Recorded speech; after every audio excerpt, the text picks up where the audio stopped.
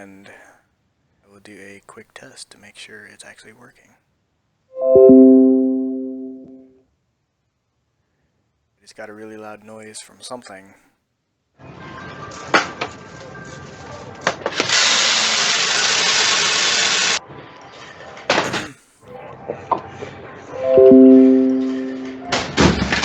Act your age. Dump your parents' insurance company. What is happening? I don't know. What is... I hear like a lot of noise, and I think it's coming from you maybe? I don't know. Heard act your age. Oh, yeah. Weird. You there I still? don't know. What is... I hear like a lot of noise. I Okay. think it's coming Whoa.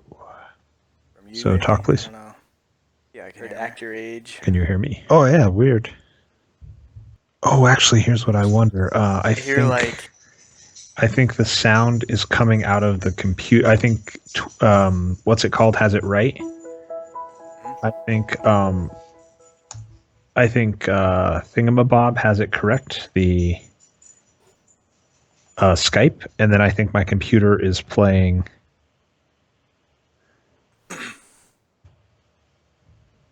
Yeah, I don't know. Why does mine say I'm still offline, even though I can totally see I'm not? Yeah, I don't know. Why does mine say I'm still offline, even though I can totally see I'm not? Now I can hear myself talking back at me. Oh. Why does mine say I'm still offline, even... Now I can hear myself talking back at me. Why does mine say I'm still offline, even though... What is going on? Now I can hear myself talking back at me. So this is all coming from I'm still offline. From Skype, because everything else is muted. I think my sound is picking it up. So so can you say anything again? Yeah, can you hear me? Yes, I hear some tapping. Okay. Speakers, no, that's fine. It's picking up, like... So, talk real quick. Yeah, testing. Hello.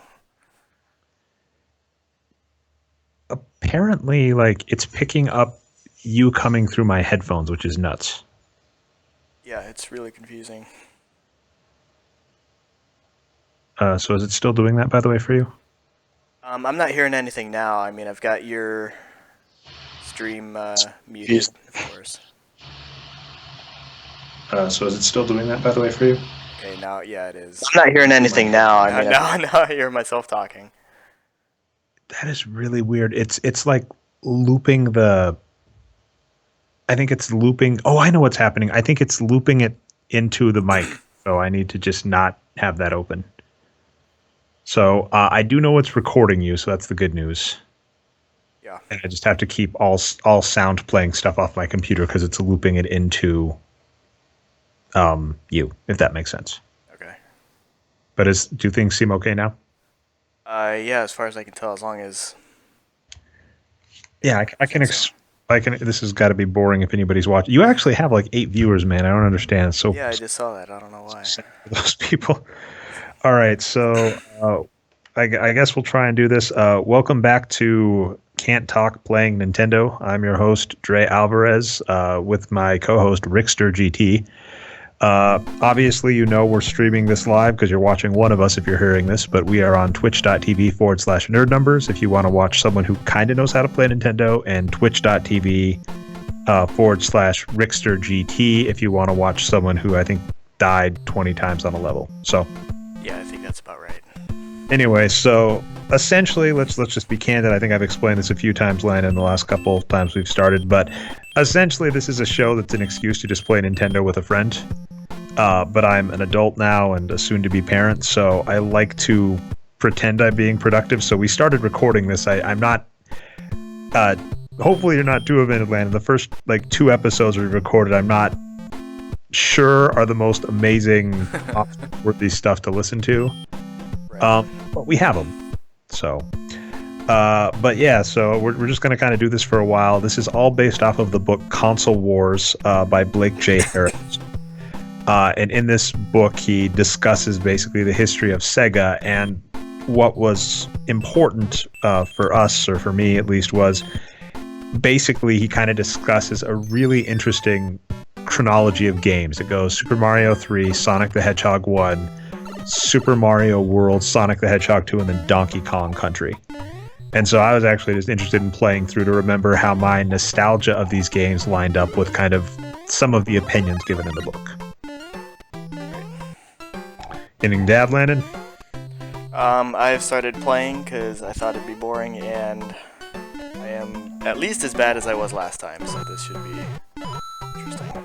That is awesome. I got a mushroom from one of those places, and then I was unable to get extra 1-ups with like those little card house thingies.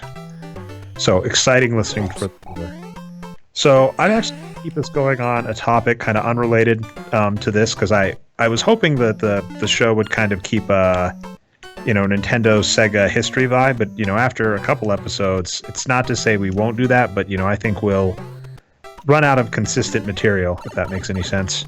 Just because I think you mentioned, Landon, like the book Console Wars, which you'll hear us promote like 20 times.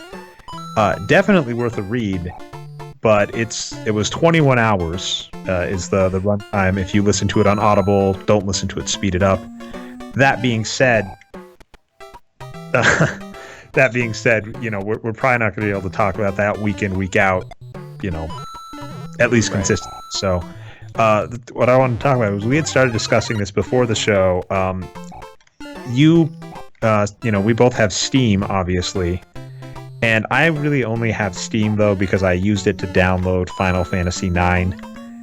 Because in Final Fantasy IX there's a mini game where you like pretend sword fight in a play, and you cannot beat it on the PlayStation 3 with the PlayStation Store, because the refresh rate on the PlayStation 3 with what kind of TVs do we have? Those flat screen ones, is just too fast. So you in theory could have gotten a perfect score on this game on the PlayStation, but you can't on the PlayStation 3, or I'm assuming 4. I don't have a 4. So that's the only reason I've downloaded Steam, and we were talking Final Fantasy games, and you said you never played 9. Right. Yeah, I don't know what it was. I was really big into RPGs back in like the Super Nintendo days. Final Fantasy 3 and Chrono Trigger. And I really liked Final Fantasy 7 on the PlayStation, but 8, I don't know, it was really cool at first, but something about it was so tedious for me that it just took me forever to sort of make myself get through, and then really played any since. I was going to say, Final Fantasy VIII is definitely a, viewing game that makes it a lot better. And I do think one thing I've actually kind of insulted is Final Fantasy VII is kind of, in reality, there are a bunch of different classes that you can, have. You've got Yuffie the ninja and dang, just died. You have Yuffie the ninja, and you've got mages and whatever. But essentially, the magic system is set up such that it doesn't really matter who your party is, as long as you just equip the right materia. And on the one hand, that's kind of stupid, but on the other hand, it made it very accessible, because I feel, I had some RPGs I used to play like on computers, and, it could be very confusing because you have like, the 3-person party that can be whoever you want was actually kind of cool, and that it actually made, in my opinion, RPGs more accessible than they had been, because in the past they were kind of complicated and convoluted. But 8's system kind of, I don't want to say went back to roots, but it tried to do something creative. And as a result, I think it confused a lot of people, because it was, if you remember Final Fantasy VIII, you like, there's this weird junctioning system where you didn't have magic, you found it, and then after you found the magic, you would, attach it to your weapons and defense, and that would indicate how strong you were. And it actually turned out that the proper strategy that I wasn't used to from Final Fantasy VII was you didn't actually want to use the magic ever. You wanted to like collect 100 of it and then pair it with the right weapon so that you would be really powerful. Right. But that was not initially intuitive, and I mean it's a hard defense of a game when I go, well, when you're an adult and you read a couple websites, you explain the system in depth and explain how you want to do it and explain the materials you want to go for. It's really easy. Like that's not what you want to go for. So yeah, and I always kind of wanted to like go back and give it another chance like years later, because I remember being really excited about it and thinking it was really cool to begin with, and it had some pretty cool stuff, but I don't know, just didn't do it for me the same way 7 did. Well, 7 was amazing. I don't quite know what was on there, but something that's interesting to me about the Final Fantasy games in general, and I'll put 7 and 10 there, is they have a lot of flaws that as an adult, or, we were kind of talking about, one of the amazing parts about, we're playing Mario 3 is some of these games that we're playing were nostalgic for because you just could never get that experience again. You could never get an experience like playing Super Mario Brothers 3. For me, I think I was around 10, I guess, when it came out, somewhere in there. You'll never get the 10-year-old view of Super Mario Brothers 3 because, even now I go see a movie, I go play a game, and I recognize, oh, here's the control scheme they're using, or here's the strategy I want to use. I really love Pokemon Go. We talk about that a lot, and I definitely know a bunch of, I've learned to like min-max Pokemon Go, and when I was younger, I might have just upgraded my Pokemon immediately, but I don't do that as an adult. But that being said, Final Fantasy 7 and 10, as an adult, I look back and they had all these flaws that I don't think you noticed, but they really did strike some kind of nerve, which I'm amazed with. Not like in a bad way, in a good way. Like they hit, not struck a nerve, hit a chord. Struck a chord, yeah. Chord, hit a chord, whatever. Something with a chord. I'm curious what that is. Like the Final Fantasy 7 story, when you actually break it down, I don't think I fully understood that story. I think it took me like 20 years before I fully understood what was going on. Yeah, no, I definitely didn't the first time. And I don't think I've actually been through the whole game more than once, but really I started new games before. Yeah, I know I beat it the first time, and I don't know, I think actually the only RPG I've ever been all the way through more than once is Chrono Trigger. And that's partly because it has multiple endings. I bought that, but I never managed to finish it, which makes me... Actually, I think I bought Chrono Cross, which I think was the one on PlayStation. Yeah, that one was terrible. Oh, well, there you go. No, Chrono Cross was like a big disappointment for me, because Chrono Trigger was like the best thing ever, and then I don't know, Chrono Cross was really weird. Yeah, it had some neat ideas, but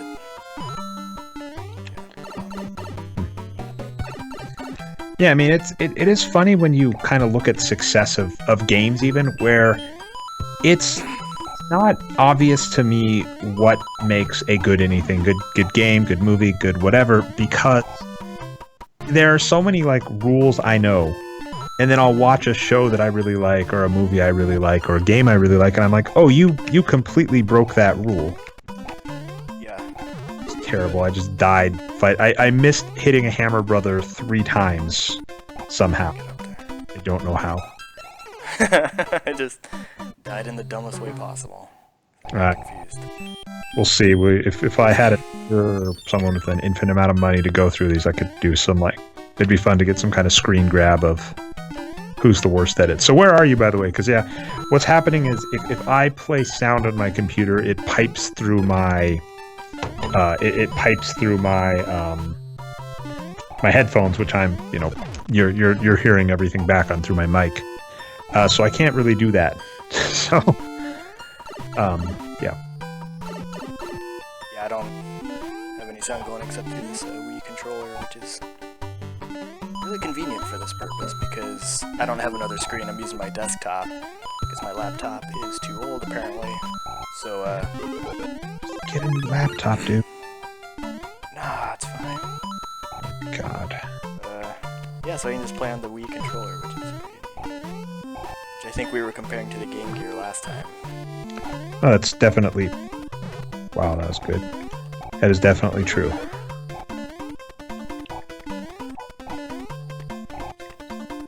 But yeah, Final Fantasy VIII I liked. I dug the story was kind of cool too. It definitely went for the like... is one of those kind of stupid timeline stories where you're fighting... If you haven't played Final Fantasy VIII, and I'll ask you, Landon, before I continue on this line, if you don't mind it being spoiled. It's an interesting story in terms of time. 8? Yes. I honestly don't remember all that much about the story. Well, like, you know, what Final Fantasy for a while did is they always started with the, you're fighting so-and-so, right? You are, you know, I think what 7, 8, 9 all had the, you know, you are so-and-so, you are part of such and such, your mission is this and this. And it's very simple, right? And in 7, it's, you're a member of Avalanche and you have to, you know, this company that's polluting the environment, you have to stop them. And then 8, it's you're an elite mercenary. You go to school to be a mercenary, which makes a lot of sense, I guess. And you're gonna get hired to fight for the side in a civil war. Or in 9, it's, you know, you're a theater troupe and you've been hired to kidnap the princess for, you know, again, they all tend to start near a war for whatever reason, obviously. And what I was just going to say is, so they all start like that. So in Final Fantasy VIII, it's, you know, you're part of this theater, or not theater squad, you're part of this mercenary squad that is supposed to, you know, help fight in this war. And what ends up happening is, you know, you're actually fighting a time-traveling sorceress. Did you time travel? I don't remember that. Well, you might not have gotten that far, because, like, that's the, I mean... I did beat 8. You beat 8, but you didn't like it, but you didn't know what was going on. Well, that... Yeah, well, because by the time I got to the end battle, I knew how the battles in that game went. At least if you didn't know all the tips and tricks from the internet, that it was going to take me forever. So I put it off for literally 6 months before finishing the game. Jeez. And so by then, of course, I'd forgotten everything. And it took me like 3 hours. And like, I beat it, I think, my first try. It just took 3 hours in a battle to beat that. Well, yeah, so, I mean, I'll be mean, obviously, and be the fanboy or whatever. Like, clearly you weren't using the right structure. Yeah. But I do recall in Final Fantasy VIII, for those listening, like, it's an obnoxious final dungeon, because what they do is they, like, take all of your stuff. Like, that's the start of the final dungeon, is they're like, congratulations, you've lost all of your stuff, and you have to beat villains or monsters that are at the same level, like, one by one to get your stuff. So it's like a stupid creativity thing where you, like, have to, based on your pure strength, you have to take down this monster to get back your weapons, and then based on that, you have to take down this monster to get back your magic, and etc., etc. And it was just a pain in the ass. And then, like you're saying, like, then the final bosses are really strong. And I think that game, another thing that Final Fantasy VIII did that was actually, like, it was supposed to be kind of clever, but was just annoying as hell, was it leveled the monsters with you. Right. So it didn't matter, you know, most, like, Final Fantasy VII, that was, to be candid, part of the fun is you level the crap out of your characters, and then by the end of the game, if you've, you know, been grinding, which is a normal thing you do in RPGs, you just, like, walk through the final dungeon and it's a joke. Like, I think the first time I finally got around to beating Sephiroth in Final Fantasy VII, I think, like, his first form, Yuffie, I had, like, 4 cut on her. And she knocked him down with that, like, on her own. She just 4-cutted him once and he died, which was awesome. But, like, Final Fantasy VIII, since they level with you, it doesn't matter if you've been grinding or whatever the whole game.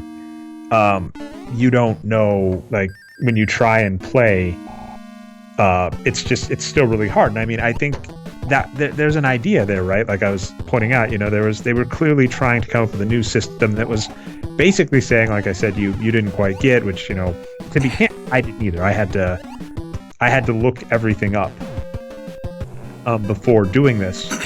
But what I was going to say is, and by the way, you might start hearing yourself in just a sec, but I want to see how you're playing, but I've muted you. But, you know, in Final Fantasy VIII, it was all about being clever with the, like, setting up of your magic and organizing your characters correctly, as opposed to other games, Final Fantasy VII, Final Fantasy VIII, 9, Final Fantasy X, which were set up to be, you get stronger and then you can beat everything because you're stronger. Right. Yeah, because like every level in Final Fantasy VIII was like 1,000 experience or something like that. It was really bizarre. Yeah, but I mean, like you said, it was cool that they tried something new. It was interesting, but. Are you still on that level? Jeez, man. We're kind of playing this really far. If you want to use a whistle, dude, go for it. Did you like just got off there, didn't you? I've been off there for many seconds, according to the clock at the top. Besides, I think we learned last time that I am not responsible enough to have a whistle. So I need to. Oh yeah, that's right. You don't have a whistle. I could win right here and lie. I can wait till you're distracted. So for those watching, we're playing Super Mario Brothers 3. We didn't really have a whistle rule at the start, and then Landon accidentally activated his whistle in my kind of general logic because I just wanted to be wherever Landon was. So we were both on level 5, which you'll remember is the sky level, which is pretty cool. We skipped the giant world, by the way, which was those in the wizard. So that's a shame. Yeah, that is too bad because that was a memorable world. But anyway, I'm now on level 6, which is the ice world. What I will say about level 6 that is awesome is this is where you can get the Hammer Brothers suit, which I think in our, I don't want to say unaired because it's somewhere on Twitch, Landon, but I explained how in kindergarten I had a dream about the Hammer Brothers suit. And that's what made it a reality. Yes, because I had that thought. Well, I'm sure I'm sure, you know, again, when you're younger, you don't realize how common ideas or thoughts are. Yes, I'm sure I'm the first person that thought, what if you mod a character sprite to have the same costume as another character sprite? You know, that's pretty well-worn territory. You know, it's funny when, I think that's just kind of a pretty standard young person thing where you have ideas that are very derivative and you just don't realize it. And I think I'm looking forward to having a son for that because, you know, I'm sure I'll hear knock jokes and stuff that are very simple and I'll be like, oh, I see what you did there. It's been done 1 billion times before, but good. Sometimes kids will come up with jokes, though, that are so completely random because to them that's like how they're supposed to be, that like you have no idea what they're going to say. They literally make no sense. It's just kind of funny. I mean, I do that sometimes now. Well, sure. All right, I want to ask you. This is a Facebook, not poll but a Facebook question, something I put up on Facebook, and I'm curious your thoughts because we have discussed it a lot in my household this last week. I called it spinach apple. So what I do, sometimes if I want to eat salad, which you know you're supposed to do to stay healthy, I like carrots and I like spinach. I will just take a handful of spinach out of like one of those tubs you get at the store. I don't really like cooked spinach. I think it's nasty. But I'll just take like a handful of raw spinach, ball it up like a ball of, you know, just a ball, and then I'll eat it like an apple. I was explaining this to my wife and I was like, I call it spinach apple. And it got some visceral hate on There's some people, I was called a monster for doing it, so I figured why don't we discuss it here. Curious if you had any thoughts on that. I don't think you're a monster, but it's pretty funny. Like how dense are we talking? Is this spinach ball? Are you like? It's not super. I mean, taking like a pound of spinach and just crushing it as hard as you can, and then taking a bite out of that. I just take a handful and just ball it up so that it's, you know, the purpose of it is just to, like, I'm too lazy to get a bowl, basically. And I just don't want it to like fall all over the floor. So I just ball it so it's tight enough that I can hold it in a hand and eat it that way. Okay. that sounds pretty reasonable to me. I don't know. All right. Well, I'm glad that we have discussed spinach apple on this show and come to a consensus that it's pretty reasonable.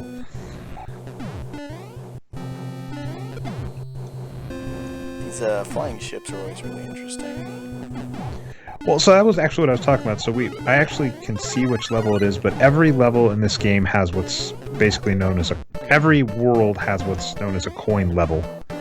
And the coin level is if you get enough coins in the level, a flying ship will appear, and that flying ship will have I don't know what the flying ship has. I think it just has like an item or something. But anyway,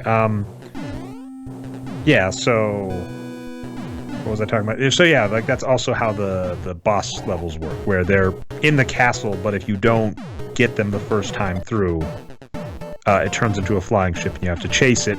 And then in theory, if you haven't beaten all the levels, they can go to a place that you have to beat a level to get to them. It's something. I finally beat one of those little spade houses for a one-up. Oh my god. Oh, that was not fair. I'm in the past, dude. This is awesome. He just cheated. I'm about to see what happened. Oh, now he's got that flying ship you were talking about. But I was gonna say the guy, I think it's Marvin or something. Yeah, he paralyzes you when he lands. You gotta remember that, dude. I see that. He hit me, and so I was like paralyzed somehow, and then he landed, and I was paralyzed again. Or, I don't know. I couldn't move. Yep, that's how it works, dude. So okay. I don't know why I'm doing this to myself. I'm trying to beat like a Hammer Brothers without being tall. This has got to be. One thing we discovered after recording this last week, and so we've done this for 2 weeks now, about an hour each episode, whatever you want to call it, and Twitch is an amazing platform. So I was looking at Twitch, and someone said speed run Super Mario Brothers 3 every level complete. So each one of those little things. So apparently, like someone could have beaten every single level. We warp whistled past levels 3 and 4, and about half of 2, because I think that's when you. If I recall, Landon. Yeah, I think that's right. But yeah, so someone could beat this game. There are people in the world who could beat this game like twice in the time that it's taken us to beat it. Halfway through. If that, like, because the last couple of levels are harder, right? So, and like World 7, there's a maze that always got me. Like that was. The sticking point for me in this game was World 7 has like a maze castle, and I don't know, you recall what Super Mario or Nintendo Power, right?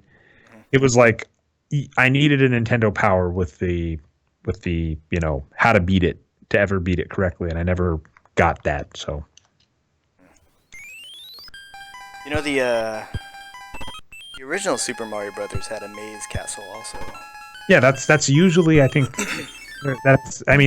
they've definitely got it, especially with the Koopa children in later games, but like Super Mario games in general have various themes that they hold up to, and the maze level, maze castle, whatever you want to call it, has been one of those. This is, if you're watching me, Landon, it's depressing. I had a pretty astounding lead. I don't even think I need to beat this, but the rule I gave myself is I wanted to beat every level, if that makes sense. Yeah. So. Yeah, I'm kind of not doing that. I'm somehow not very good at this. God, I hate ice. Ice is terrible, dude. Yeah, I've never liked ice in video games, and that showed up a lot in Nintendo games, it seems. Like Battletoads had one, and this Mario 2 had one that I always thought was really hard. Really? Where was it in Mario 2? Oh, actually, no, I remember. Yeah, not even that far in, I don't think. Mario 2 was another one of those levels, because this makes sense, right? In Super Mario Brothers 2, you could, like, go through a door that turned daytime into nighttime, and then in nighttime mode, there was, like, a spaceship where normally there would be a vegetable. That's right. That makes a lot of sense. And then the spaceship would warp you. The spaceship would warp you ahead. And so Super Mario Brothers 2 is one of those games where you could warp ahead. Of course, Mario 2, as they talked about in Console Wars, which I think most people Everybody know knows. by now, it was not actually a Mario game. Doki Doki Panic. Makes a lot more sense now, but back then I thought it was like Mario 2 is always this really mysterious game to me because I never had a copy and it was always so bizarre. So, question for you: did you never get a copy of Super Mario All Stars? I think that was for the Super Nintendo. No, I didn't. 'Cause that was amazing. I think Super Mario Brothers All Stars. For me, it was interesting. What my cousins had a copy. My So cousins had it. every summer we went to their house. Yeah, what do you call a house? But every summer we went to I their... was gonna guess bar mitzvah, but that was. Thank you. But we went to their house every summer, and then I would play that, and so like I beat Super Mario. It's funny, like Super Mario Brothers 1 was the only one that never really got my fancy to try and beat, because I beat 2 and 3 a lot. And then I never tried to beat the Lost levels. No, was the Lost Levels, was that actually Mario 2?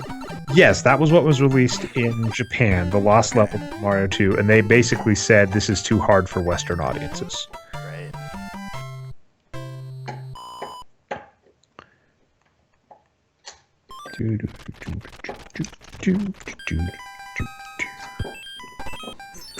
What else we got?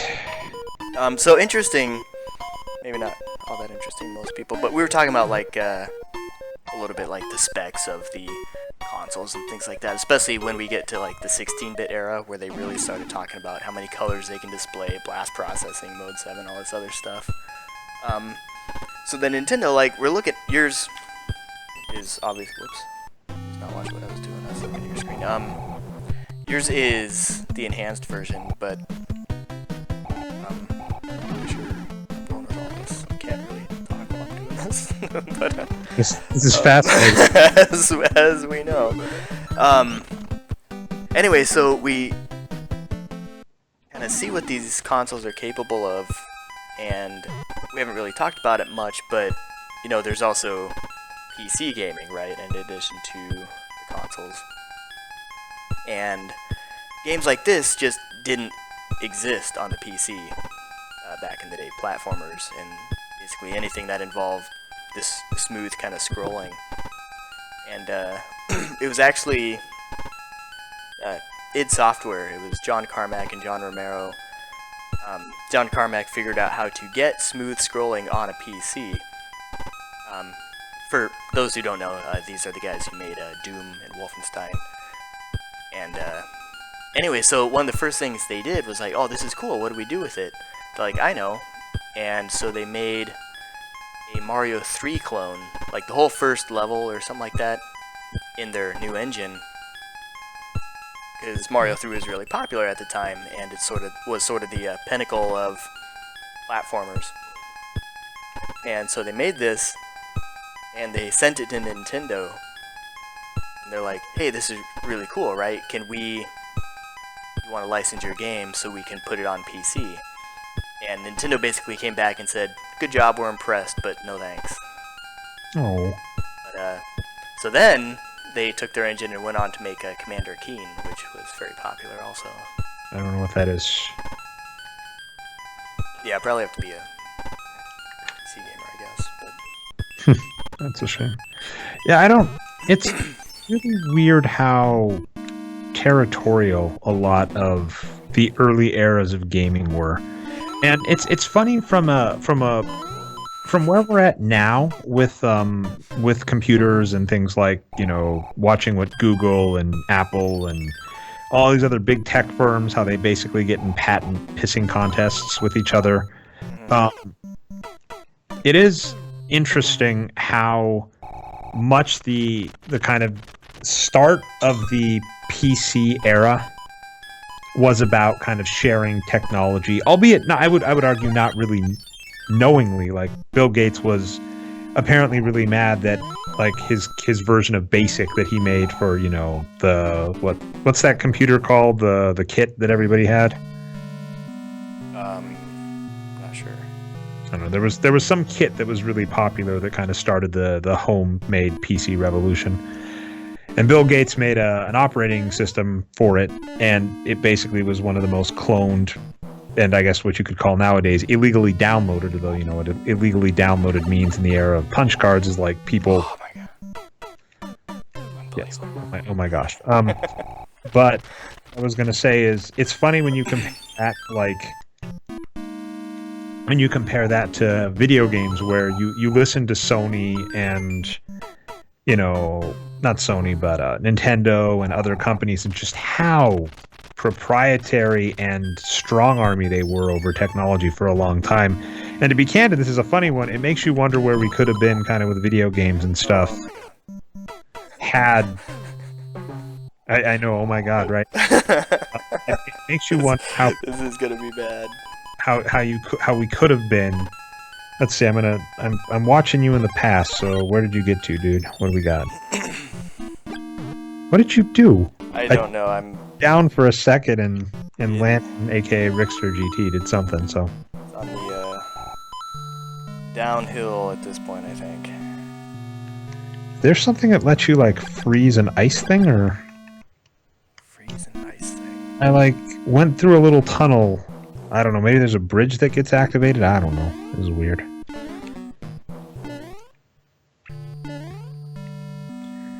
I don't know what I'm doing, man.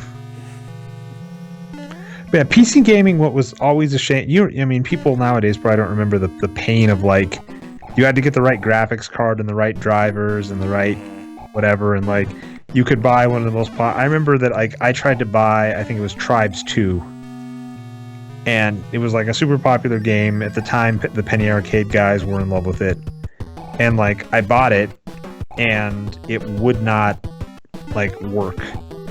And I bought, like, I got some. I needed to upgrade RAM, and like the RAM was corrupt and like broke.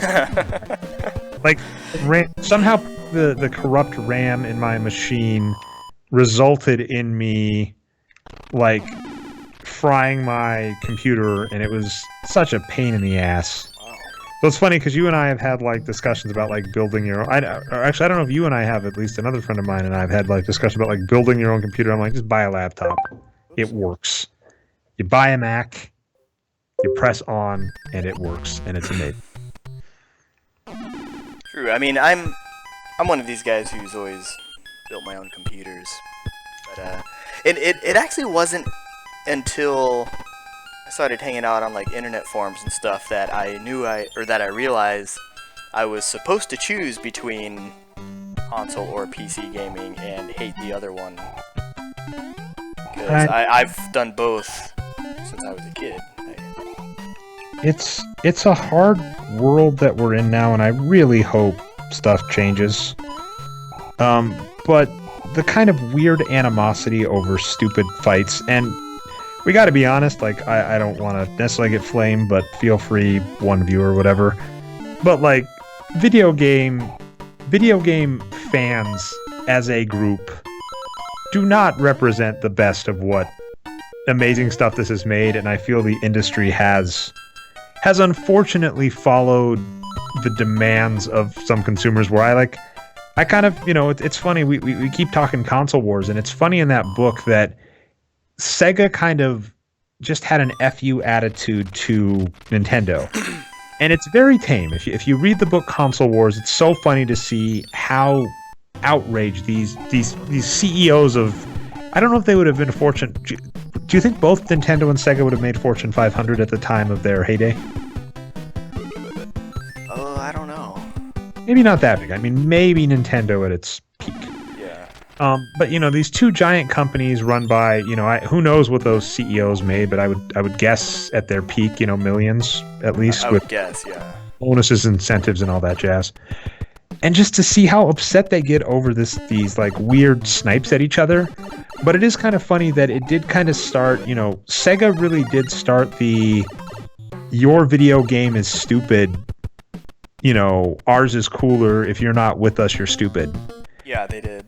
At the time, it was very tame. At the time, by today's standards, if you look at that, we will chuckle. Like I said, they like compared someone to like eating out of a dog bowl. It's like, or a toilet bowl as if you were a dog. It's like, oh, hot, whatever, so tame.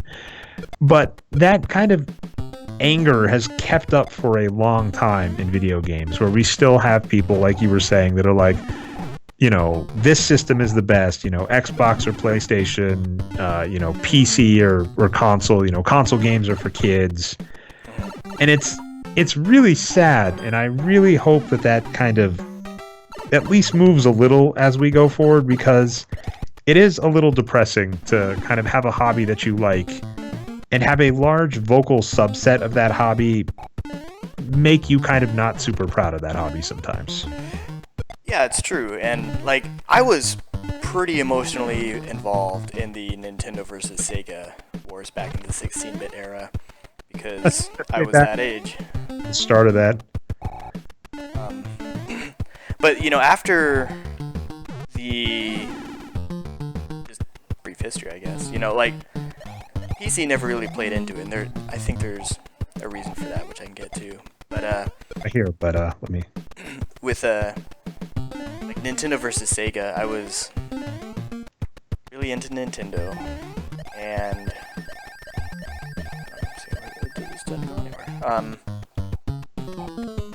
and so I had a Super Nintendo. I had a Nintendo. I had a Super Nintendo.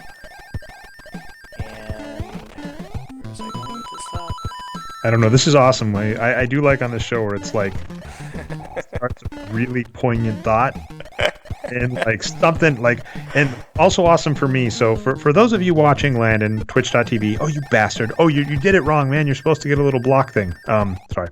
But so for those of us, you know, I'm watching Landon in the past and then listening to Landon talk. So it's like super extra fun where, yeah, you'll start a poignant thought and then get distracted by the game.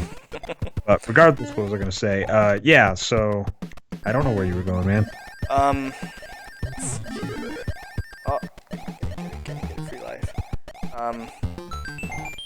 You get that. Anyway, so yeah, I was really into the Super Nintendo versus Genesis, and Super Nintendo was way better.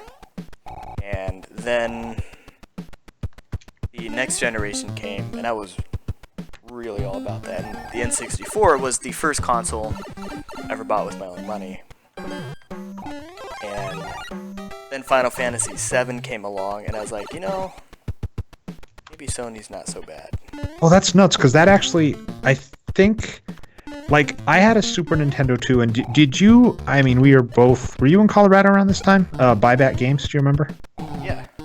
Yeah, that was nuts. Like, I remember basically I had this kind of period where, you know, from kind of Nintendo on upwards, I basically would, you know, buy a system, enjoy it, upgrade it to the next system, so on and so forth. So I went Nintendo to Sega, Sega to N64, N64 to PlayStation. So actually, I arguably took a step backwards, but what happened for me with PlayStation, which is kind of interesting, is basically they won the video library, if that makes any sense. Yes, they did. That was Nintendo's big fault, is they had their Dream Team, which is what they called it, back when they first started, where they wanted quality over quantity, which after reading Console Wars, I realized was sort of their mantra from the beginning. With the how do you get out of this? Nintendo and Super Nintendo even. Oh, there we go. Yeah, I'm completely lost. Oh, what you're supposed to do. Okay. I did, and then I lost my little feather, so fantastic. Yeah, I lost mine too. Oh, and then I got little. Let's pick up the turtle shell there and launch it. I got little again. Oh, and that guy just killed his friend. But yeah. So then, since then, you know, I've not cared as much, and now I foolishly have, you know, I had an Xbox 360 and a PS3, and now I've got a Wii U, a PS4, and an Xbox One. You know, they're just because all my friends play different things. I just, and a PC, you know, so I just kind of. It is much. weird being an adult where you can just like what's actually it's funny in the sense that it actually makes you like the thing less. And I mean, there's lots of psychology around it, which is like I found that, you know, when you could only buy one and you only have one game or whatever, it's so depressing for people watching. You and I have both been on this level for like 3 hours. But, you know, you buy a PlayStation and you've got to, you know, we were talking about this, like you've got to convince yourself it's the best because it's all you have, right? It's, you know, you don't have another system. Right. But then when you can buy anything, you kind of can get the latest and greatest, right?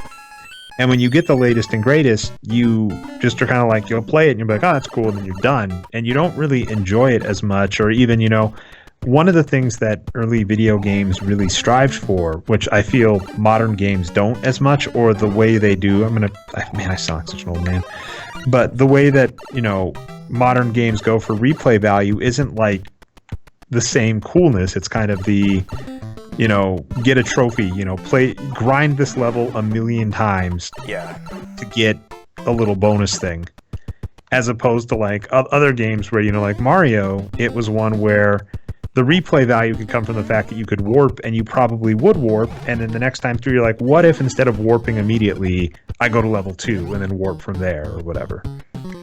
So, you know, I feel what you're talking about, the animosity between it, and then the changing, oh, just buy whatever you want. You know, it makes it's kind of a weird combo where I feel there is something to actually like only having one system or quality over quantity. At the same time, this conversation took like 3 hours to finish, Landon. The same time, it does make me sad that the kind of net result of all of that fighting was, a lot of animosity that still has not gone away in video games, to the point where, you know, there are certain keywords that I just don't want to bring on to the show, and we're tiny, and with the Trump presidency, I just as soon, I'll admit being cowardly, but I would just as soon not get in a fight over that, but you know, people will probably know what I'm talking about. But you know, just there's just been such animosity by gamers over such things that, you know, if you want to be honest, are trivial. And it's I don't want to blame it. I don't want to point the finger and say it's totally the fault of Sega versus Nintendo. But there is a lot of that built into game culture, which is just kind of weird. Yeah.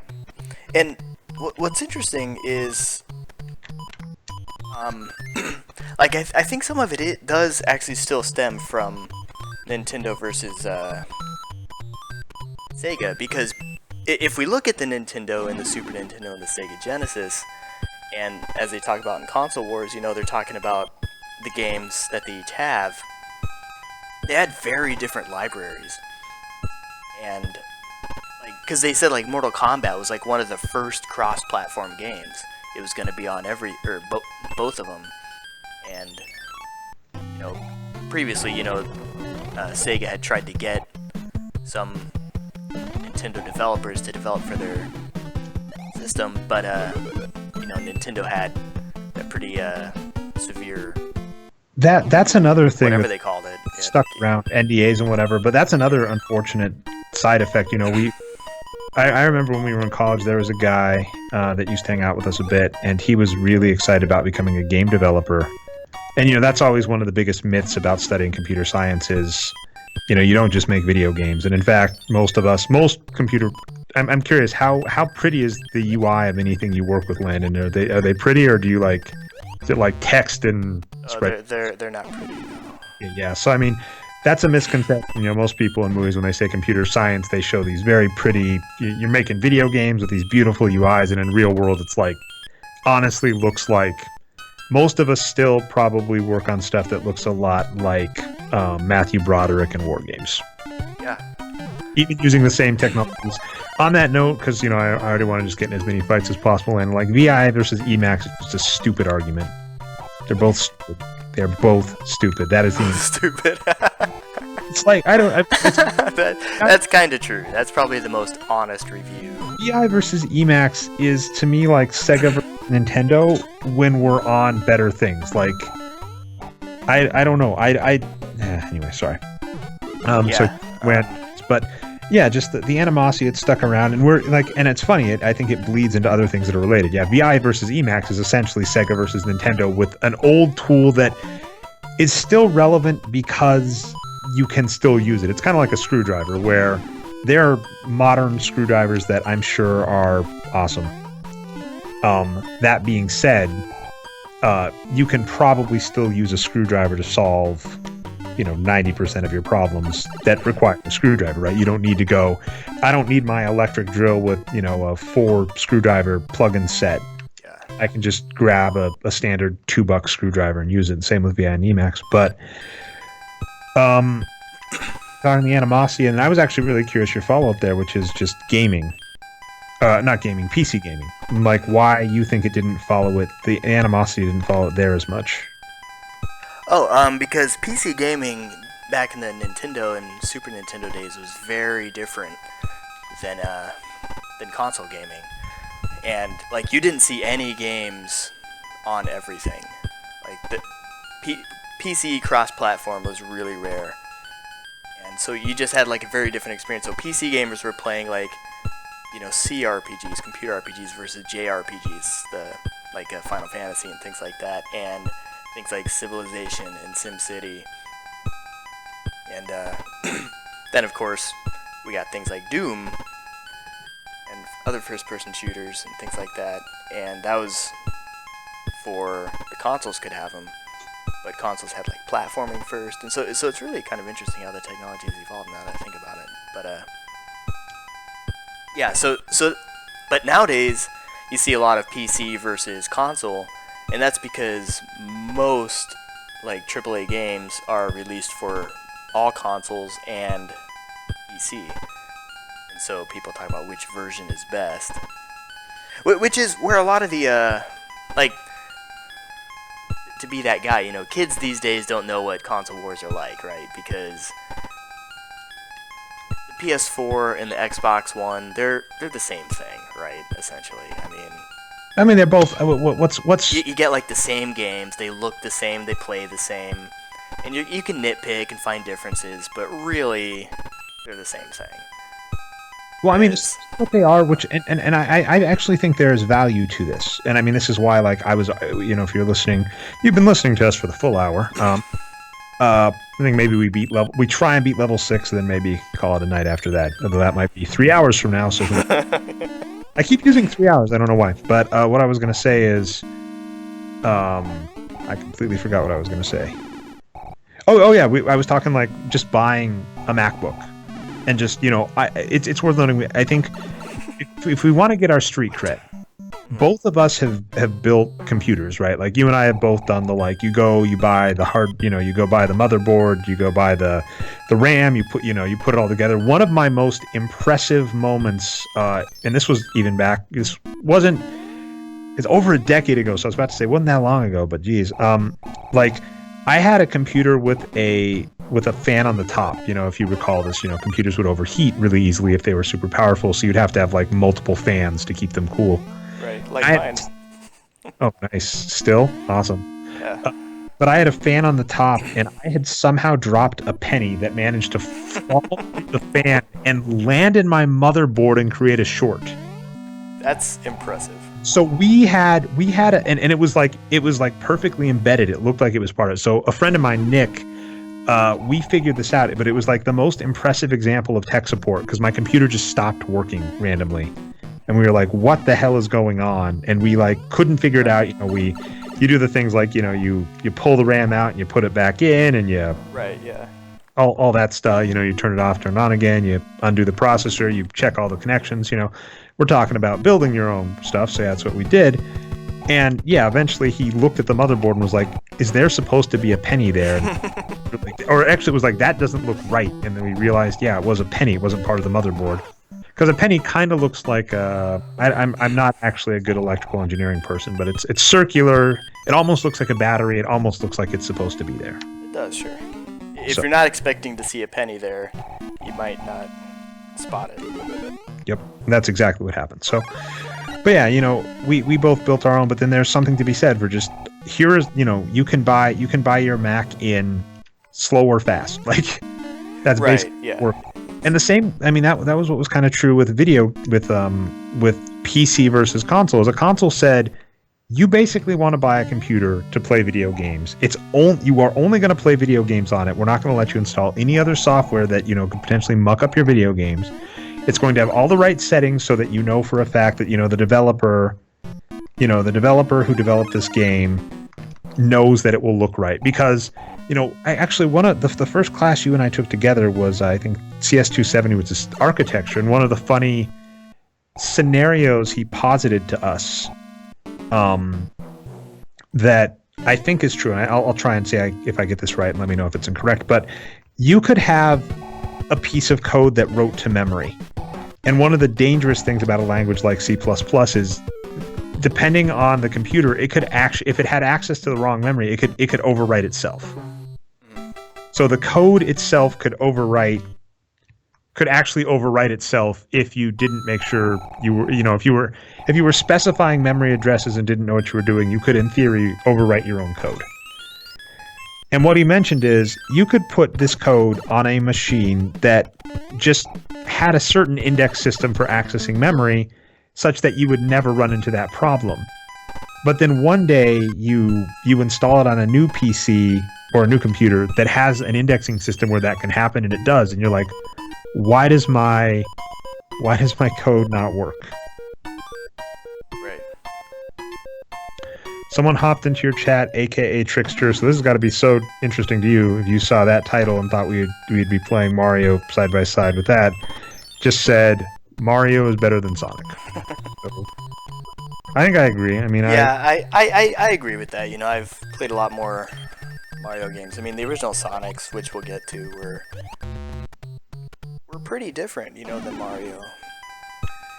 I think we there's a guy named Seth Gooden.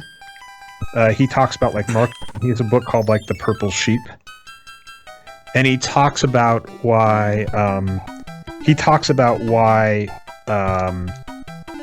people like novelty, and why the number one movie at the box office is rarely the same.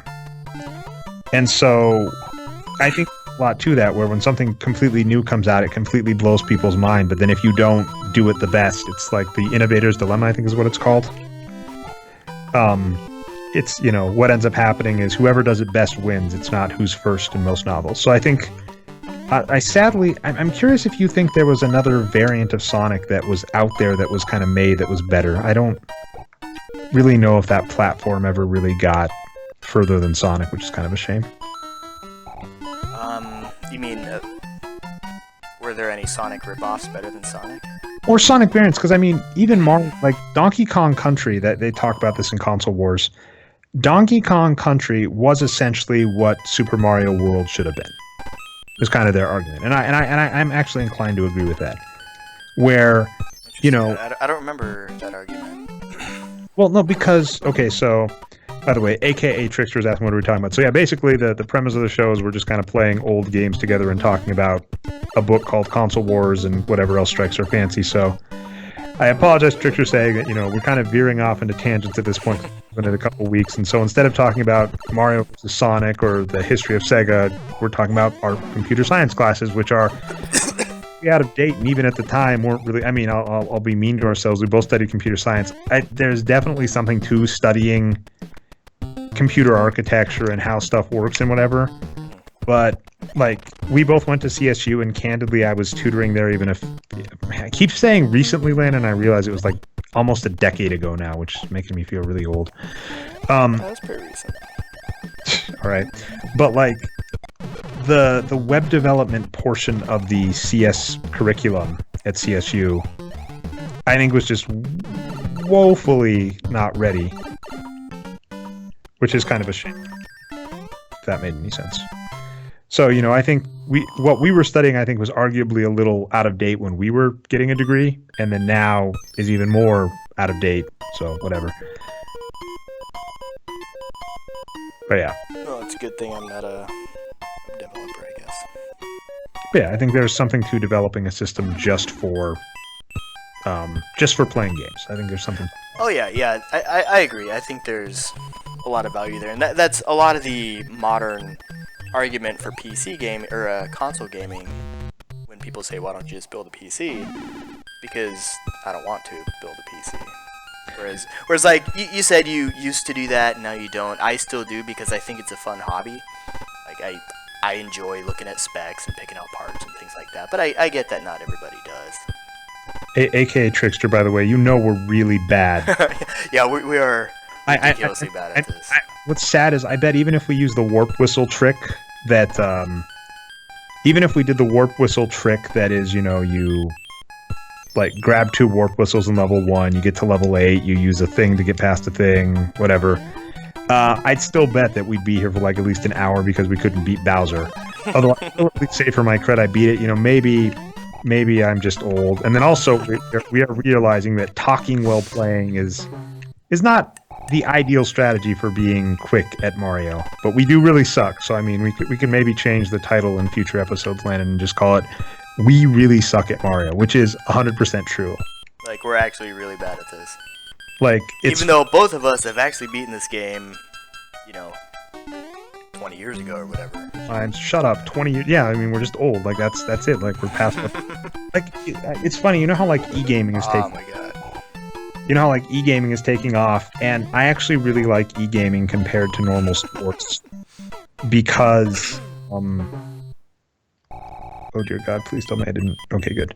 I almost refreshed reload point in level 5. Looks like you're playing the same way I am, jumping off of stuff. But so e-gaming has really taken off as sport, whatever. I'll call it a sport. Golf's a sport. I'm doing really bad here. This is. All right, I thought you were laughing at my jokes, but no, I'm accidentally in my menu. But what I was gonna say is,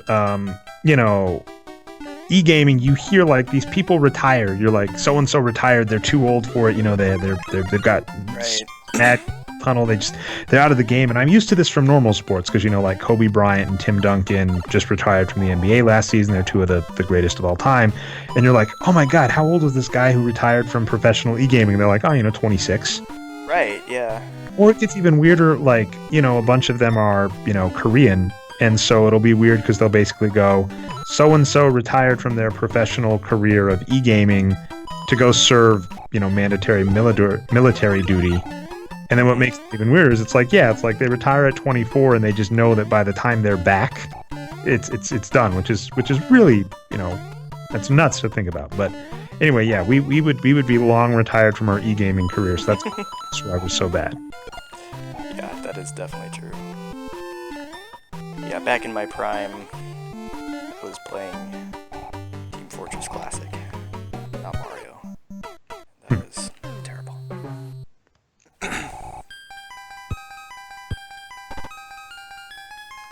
Bunch of them. What did we say? A bunch? So I was talking about people that have to retire. So I guess by a bunch of them, I mean a friend of mine who's really into e-gaming has talked to me, and I've heard of more than 2 in the cases of retiring both for military duty and then retiring for old age. So. Yeah, that block just disappeared. That's great. And now I'm out of lives. I read another book not that long ago. It was Death by Video Game that talked not a lot about, but at least some about gaming and professional gamers. And it's really interesting because like what's interesting about it is the amount of time they put in for training is like so far beyond what other sports players. I don't know if you want to call. I wouldn't call an e-gamer an athlete, but I disagree. I'm going to say you are wrong. Okay. I mean, I think if you're going to define an athlete as someone who is physically gifted that hones their skill at something that does require both mental and or physical acuity, I would definitely count e-gaming. And then it gets weird because like chess is definitely that weird line where you kind of go, I don't know, like probably not even me I'd go against, but I given that the people that are really great e-gamers have to, they're micro-clicking, they're clicking. They're micro-clickings. Micromanaging, whatever. But yeah, so given the fact that they have to do that, I think that is physical enough, and the fact that their bodies can break down from it, I would qualify it as athletic. But anyway, sorry, I cut you off. Continue.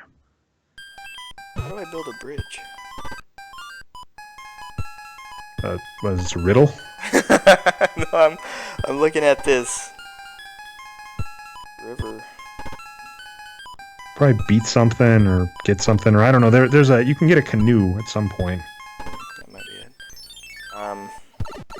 But yeah, they were talking about these, we'll call them athletes, e-gamer athletes, and the amount that they train. Athletes, I'll call you a human. We will use words to communicate. Continue. Thank you, fellow human. But they spend so much time. Okay, Trickster, you're awesome. I can't believe this. Like, I don't know how long you've been listening, but I basically explained this is an excuse for an old guy to play Nintendo with a friend and clearly realize how time's passed me by, and to hope that no one that ever looks at LinkedIn profiles like, I watched you play Mario. I don't know if you're up there anymore. But that being said, thanks for still watching, just listening to blabber on, because yeah, this is the fun of stuff like Twitch, is you can kind of just do stuff like this. And by the way, you're watching RixterGTs. I'm not even going to say my username, because I'm it's Nerd Numbers. Bitch. Go watch him there. Yeah, I'm doing bad. I'm still stuck on that fort. So anyway. But yeah, like the amount that they train, like that's all they do. They some teams, they're sponsored, right? And so they'll put them in a house where they can all live together and train together, which is fine. But they prefer, like, they don't have girlfriends or any life outside of the game. And so they'll train like 18 hours a day or something totally insane like that. Whereas, like, a football player's not going to be training 18 hours a day. Well, depending on the Olympic athlete or thing that they're going for, there are other activities that do require that amount of, that amount of dedication, etc. They might be, like, thinking about it and, like, during season or whatever, it's probably the thing on their mind continuously, but that's still different than, like, sitting down and playing League of Legends for 18 hours. Well, part of it, I mean, we just mentioned it, is that, because your career ends at 26, you're basically cramming in as much as reasonable. And when you talk like things like football and other sports, basically athletics, and again, e-games count, is essentially this weird combination of maximizing your body's potential during, your peak. And then also kind of, damn it, I keep dying in this level. I'm so frustrated, Landon. But, that's what athletics is really all about. And where it gets kind of amusing, I guess, is that, in other sports, you kind of have to last, right? If you're going to play basketball, you have to last into your mid-20s, right? That is your peak there when you're both big enough and the leagues let you in and all that. So it's funny, because for e-gaming, you're saying, like, they waste all this time, but it's also kind of a combo of, yeah, well, your time is short, so you're maximizing it. So I think...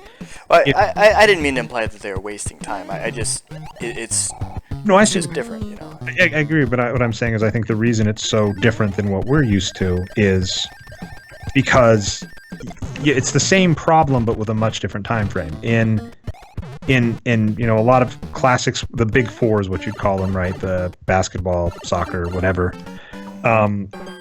Basketball, hockey, football. Is the fourth soccer count? I don't know, whatever.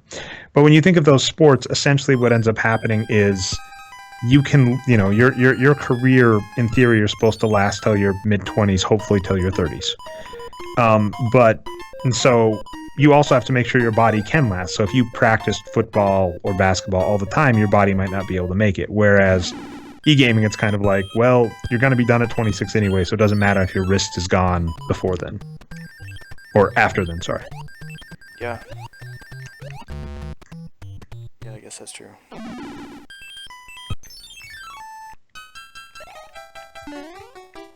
I am so bad at this, man. I am bad. We've been going a little over an hour, so I think I'll give one more set of lives a try and then call it quits, and we'll checkpoint again. If that's cool with you. Yeah, that works for me. I have finished my beverage and now I use the bathroom. Right. So play it. I'm gonna give this level a few more tries and then just call it good whenever, and then we'll continue next week. Oops.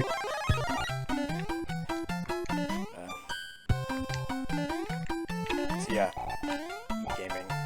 Yeah, we have resolved their athletes. Our athletes.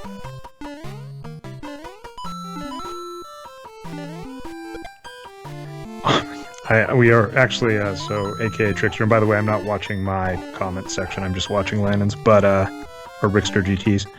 But yes, we did discuss that actually at the start, where I saw some Twitch.tv channels that were talking about Super Mario Bros. 3 speed runs, and noted that they could have beaten it 4 or 5 times in the time we've been playing it and still went through level 6, so. And we used a warp whistle too, so. Yeah, just to get this far. It is kind of sad.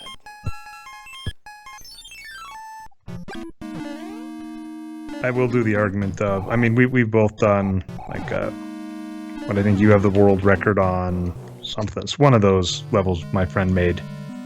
For Mario Maker. Yeah, for Mario Maker. There are a couple that we both have, I'll put in quotes, world records on. I mean, I think we basically only have world records on because they're not super highly played. And then also, I think, in some cases, it's hard to, you know, one of the advantages of puzzle levels is you kind of do hit just you can't really beat it faster unless you're a professional that, you know, is way better than us. And so it's like, if it's only been played by casual, it's pretty easy to have the world record. But yeah, so we've done that. But I will say talking while playing Nintendo is one of the, you know, if there's an argument for don't text and drive.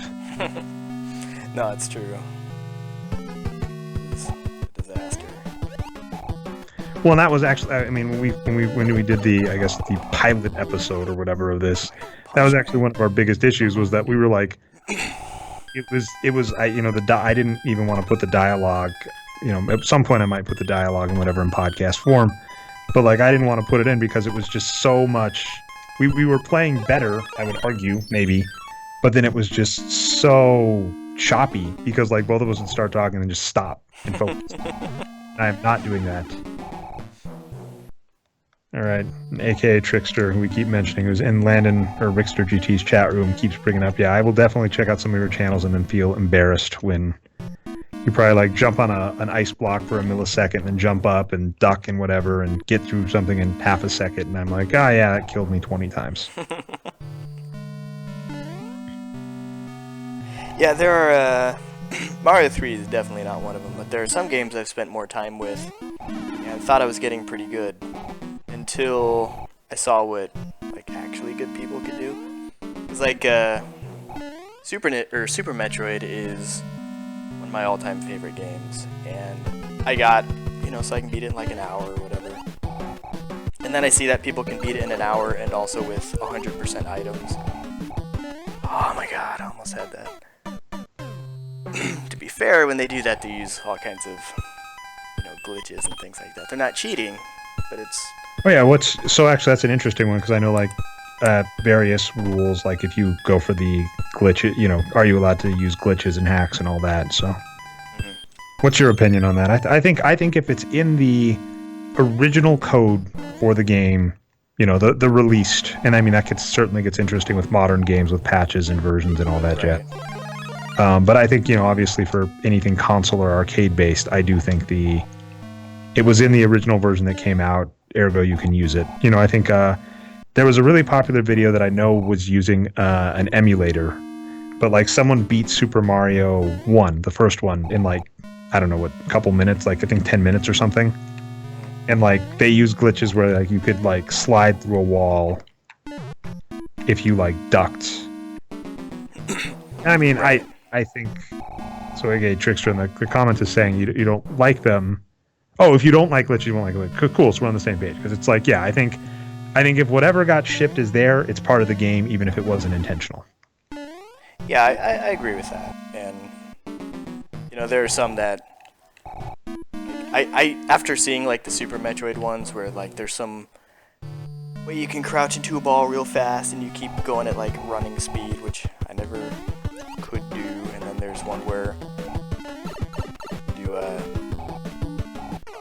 I'm not gonna be able to beat this guy tonight, but By the way, if you want a hack for it's not a hack by the way, but if you use the Hammer Brothers suit, I've been picking up from those things, you can actually kill the thwomps and get to them. So yeah, I finally beat that stupid fortress, and it was thanks to a Hammer Brothers suit.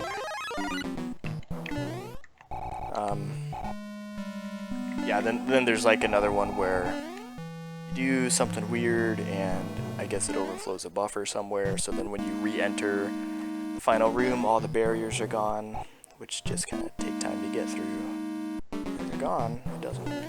One of my favorite sets of speedruns, and I've watched some of these are amazing, is Zelda Ocarina of Time.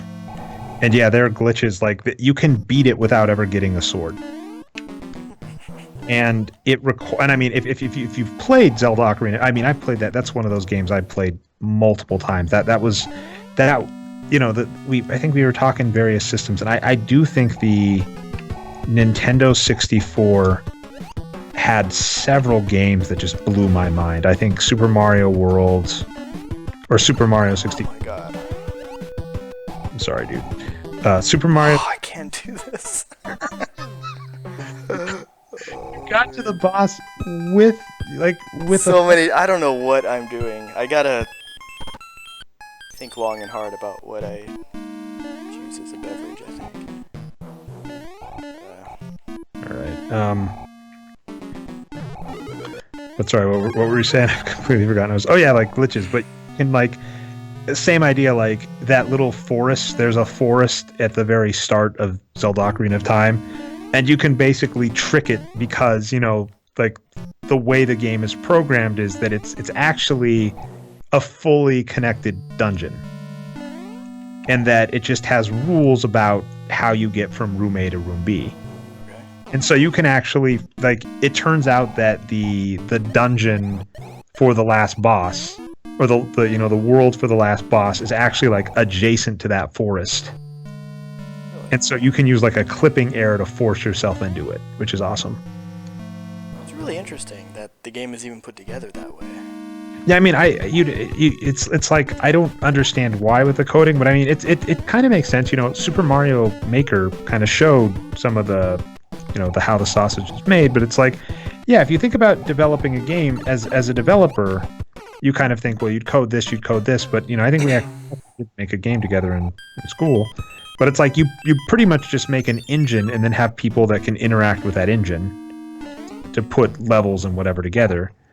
And so it kind of like basically sometimes finding hacks for games is realizing how the engine works. Right. Mm-hmm. The most amazing hack I've ever seen is actually in Super Mario World. Have you seen the one where you basically reprogram it by doing a buffer overflow and throwing objects around? Oh my god, this sounds amazing. I'm still not entirely sure how this guy figured it out. He figured it out on an emulator where he could watch the memory and see what was happening. But basically you stand in the right place, you throw the right objects, you make a certain enemy respawn extra, and then you're essentially flipping bits. So that when you finish the level, the next level it loads is like the ending credits or something like that. Oh wow, that's cool. Yeah, it's one of the most bizarre things I've ever seen. Well, that's fun. By the way, I'm gonna give you a little flack about like our grad program or our school back in the day at CSU, and the professor talking about how like stuff can work on one system and then not, and it turns out that like the code actually has a bug and it overwrites memory, and it actually overwrites itself, and that can obviously cause a piece of code to fail. But the reason you don't notice it on architecture A versus architecture B is that architecture A doesn't let you access that memory, architecture B does, that kind of stuff. But I'm amazed you didn't bring it up then. That was a perfect like real world example that's related to what we're saying. So Right? Yeah. No, I didn't think of that until now. I award you 0 points. Yeah, it's funny. Trickster's talking about assembly now, and that just kind of reminds me that these games were like made in assembly back in the day. And if you look at, I think it's Roller Coaster Tycoon 2, maybe the first one, but this one of them on the box it says written 100% in assembly, and it's actually like a complicated game. One that, I mean, we talked, so we keep talking hacks and stuff, and one thing I've done, I can't remember who this person is, which makes me feel bad. It's like Half 8 Studios or something, but this person is like a genius when it comes to Final Fantasy games. Okay. And I used one of their, you can call it a hack, you can call it whatever, but I was, if this means anything to you, I was able to beat the Ruby weapon below level 70 on disc 2 or 3 of Final Fantasy VII, which is nuts. Like, and it requires, like, you have to kill 2 of your characters and have the right, like, the thing that they do that's amazing is they give a bunch of combinations of materia junctions. So you can, like, when you die, you automatically cast this, and then it automatically double casts. And so, like, there are hacks to the materia in Final Fantasy VII, so you can, like, cast a spell 8 times for free, essentially. And yeah, I was able to use one of their videos to beat Ruby Weapon super quick that way, which is amazing. But, people have done that in Final Fantasy where, when you talk about, like, chocobo breeding, which is a big part of that game, the way people figure it out is via, like, the random number generator, and people have broken apart the code to realize how all of that works, which is, definitely damned impressive when you do that, when you break apart the code. And I think, actually, because, we both play Pokemon Go, they've done a lot of that for Pokemon Go, too, where, people look at the code and can explain what the logic for a spawn rate or whatever is. Interesting. How are they? So with Pokemon Go, I would think that's like server-side stuff. Like, how are they holding that code? Look at the code, so because I've seen some comments on it when you look at, well, there was, now in the future of Pokemon Go, which we are now, a glorious future, where you can grab a Pokemon and ask your leader of your party or whatever to tell you, how good it is. And we're both Team Mystic at the moment. I don't know, I think according to I'll say I, have looked at Team Valor and looked at Team Mystic. I don't want to, like, find out Nintendo's spying on me and I TAOS accidentally. But yeah, we're both currently Team Mystic. And, you basically want your leader to tell you your Pokemon is a wonder, and then, like, some things are incredible. Like, if you get that combo, it exceeds their calculations. This is how, despite my inability to play Super Mario 3, obviously, obviously I geek out over hackery and stuff. And to be fair, actually, that may be one of my problems, man. I have not looked up anything for this game. I've just kind of been playing it by ear, what I remember from when I was a kid. But yeah, for Pokemon, I've looked up stuff in that, and but before that was released, before that feature was added, they had people where you could grab a Pokemon and you could enter the stats, and they could analyze how good it was based on like the number combinations. So.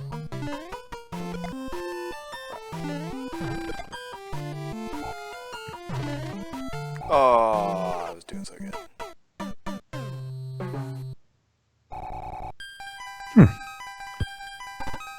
I apologize. I actually I followed my own advice here, aka Trickster, and was like actually focusing and actually beat a level like on the second try as opposed to the 50th.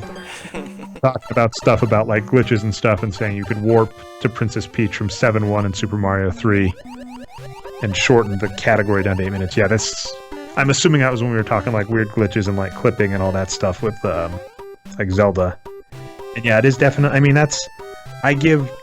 it's so impressive to the creativity of people that basically it is hacking the Matrix, to be honest, where they're not learning to master the game, they're learning to master the universe the game is in, which is it makes me, when I see people that like beat Legend of Zelda Ocarina of Time in like I don't know. I forget what the world record is. It's under an hour, I believe.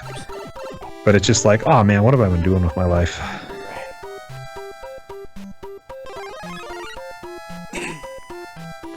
Alright, I am hopefully about to beat level 6, and then I'm going to call it good after I either die and the thing goes on. I'm just going to make a checkpoint. So I'm going to call this my last one unless you are inclined to go longer. No, I think I'm about done for tonight. Also. I died. Alright. Watch, I'll wait till I'll do a race where either if you don't die before I catch the ship, I'll keep going, but if you die by the time I catch the ship... It's kind of rude, I guess, to be like... I'll play till you die. I'm fairly certain you're going to, but yeah. I don't know, I think I'm getting close to the end of this level.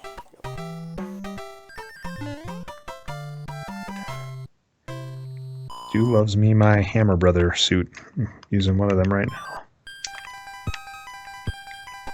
Yeah, he's talking about the pixel perfect shells. That's how it was the Mario world as well. That like they have to line it up exactly, and I think the guy who discovered it actually went back and did it on a. I could be totally making this up, but I think he actually went back and did it on a real Super Nintendo just to show, it could be done in the original game. Oh, that's awesome. Totally ridiculous. Go and make it. So you're point before I forget. I did manage to make it to the ship before you died or got through it, so we will see. Okay, yeah, he's verifying that he did do that, which is pretty impressive.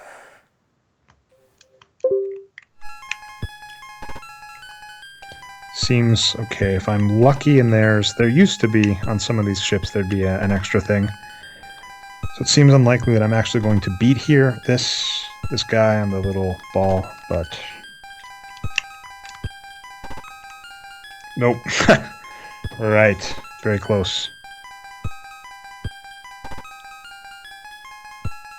Yeah, I was a little surprised that those mini NESs got or NES, some people don't like NES, are so expensive.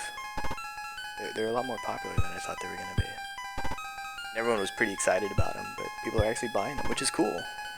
I don't know. I think the rule with Nintendo, which is so freaking annoying. By the way, I'm not going to say how much I paid, but like I shelled out for the little peripheral for the Pokemon Go, which is totally worth it. Because I don't think you should play Pokemon Go while driving, and lots of people do. I see them around, and so I don't. But it makes it so you can actually like drive around and play without endangering lives, because you can just basically click a button. But yeah, the rule for Nintendo with hardware is that they just do not release enough of it ever. But that's life. All right, well, I'm done. That's been the show. I'm going to stop streaming. I assume you can do the same, Landon. Yep, we are out of here. Thanks for watching, and yeah, I'll check out your channel. Well, we beat, 2... Yeah, well, check out AKA Trickster's channel if you want to see someone who can actually play this game. If you watch two people that can't play this game for an hour, that's definitely... Thank you. And probably don't have real interesting things to say, but it's fun anyway, so we're probably going to keep doing it. Maybe. Depends on what happens with you. Yeah. Well, I hope so. It just might have more baby crying in the background. But anyway, you all have a good night. You have a good night, Landon, and we'll see you next week. All right. See ya. Cool.